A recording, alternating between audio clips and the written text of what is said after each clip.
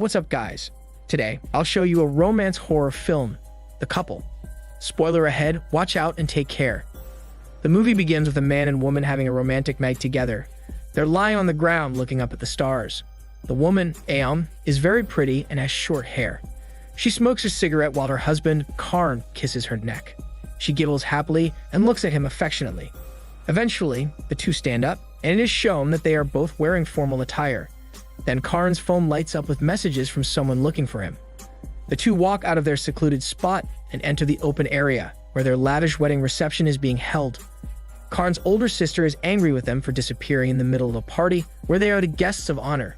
The sister has an intimidating face and doesn't really appear to be welcoming toward Aom. She wastes no time ordering the newlyweds to take a picture with family members. The older brother joins them, but his wife, Sita, is missing.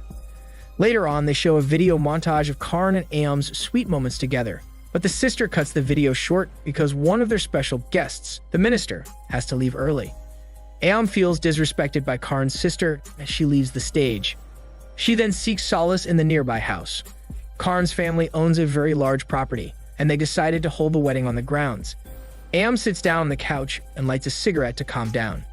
As she exhales, she notices that a framed picture has fallen from the collection on the wall. She puts it back and then goes further up the stairs to investigate the noise she heard.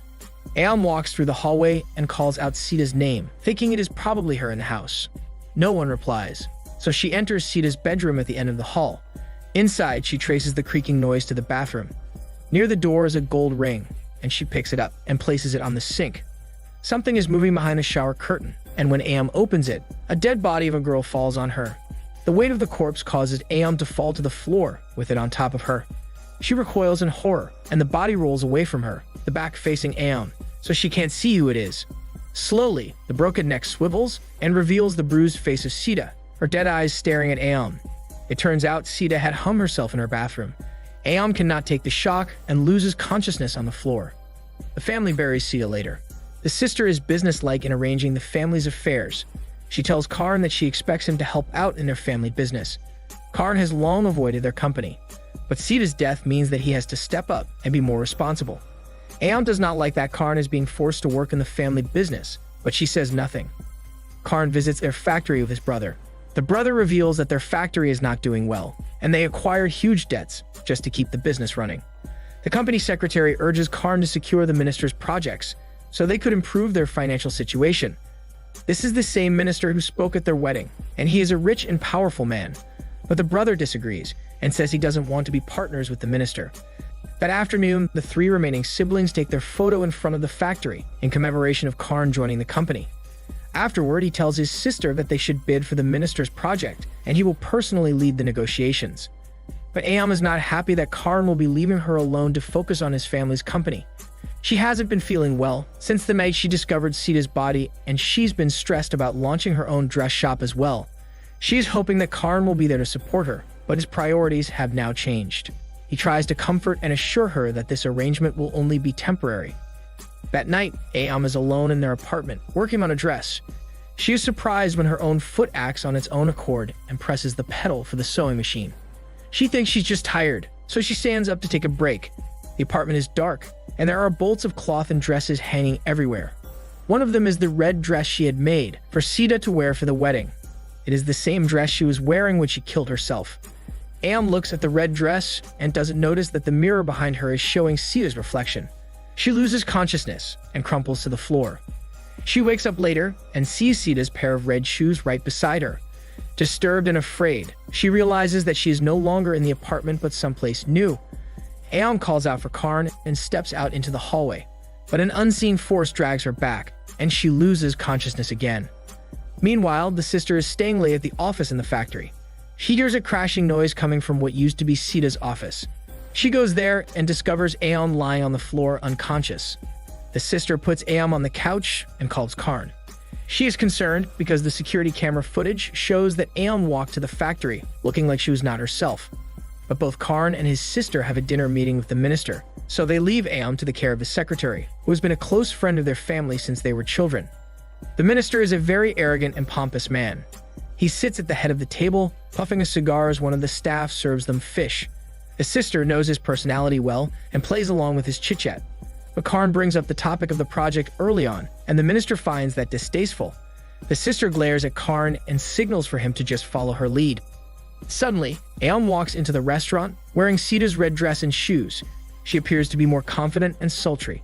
She sits down next to Karn and stares at the minister with rage in her eyes. The minister takes this all in stride and welcomes Aeon to his home. Aeon's foot begins to vibrate, and she gets a strange look on her face.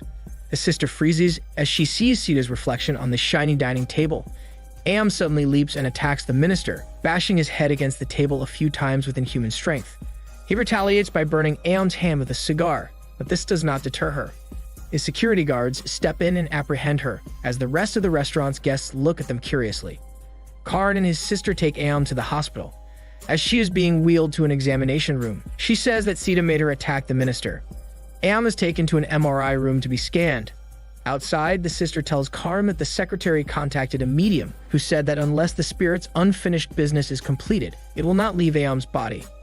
While she's in the MRI machine, Aeon sees Sita's spirit floating on top of her. She cannot move or scream as Sita comes closer and closer. Karn takes Aeon home, and she dozes off in the armchair behind him. But when he turns back, Aeon is no longer there. He catches her trying to go out the door, and with the same inhuman strength she displayed earlier, she tackles and locks him in a room. Her hand starts to twitch uncontrollably, and no matter how hard she tries, her body does not obey her. Aeon looks up and sees Sita's reflection in the mirror instead of hers. Karn breaks the door open and rushes inside the room. He suddenly has a realization that the cigar burn that the minister inflicted on Aeon looks familiar. He had previously seen his brother and Sita together in a room, and his sister-in-law had a cigar burn on her back as well. Karn quickly calls his brother and sister, and he heads to the minister's house. There, he confronts the minister about his relationship with Sita. The minister remains unperturbed and reveals that it was Karn's brother and sister who had sold Sita to him in exchange for giving their company the much-needed project. The sister goes back home and is terrorized by an apparition of Sita. She runs to an elevator, but is strangled to death. Karn tries to help her, but it's too late. On the way to bring his sister's dead body to the factory, Karn passes by the minister's dead body. He had fallen from the top of a building. When he looks up, he sees a glimpse of Aeon. When he arrives, the brother confesses that the minister had initially demanded money, so he would give their company the project. But since they had no money left, the sister ordered Sita to go to the minister. Sita did not know that she was sold by her own family and felt trapped in her horrible situation. Even the secretary knew about this secret and did nothing to save Sita. On the night of Karn and Aeon's wedding, Sita announced to the minister and her two siblings that she would expose their treachery to all the guests. The minister got angry and slammed her head on the table, immediately killing her. The brother screamed in anguish, and the minister pointed a gun at his head. The sister begged for their lives and assured the minister that they won't say anything. So the minister's security guards hauled Sita's body into her bathroom and made it look like she committed suicide. Now she has come back as a spirit by possessing Aeon's body to take revenge on everyone who had wronged her. Karn is understandably angry with his brother for letting everything happen. He storms out and finds his wife inside the office. She seems to be back to her true self, and she cries when she realizes the horrible things Sita made her do. Karn holds her close and comforts her. While they are hugging, Aeon gets possessed again, and she grips Karn's body tighter. He manages to extricate himself as Aeon's body contorts and her eyes turn black.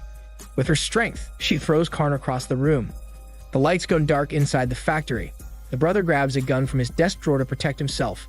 The secretary sees Aeon standing on top of the stairs, and she shrieks, bumping into Karn, who is holding a flashlight.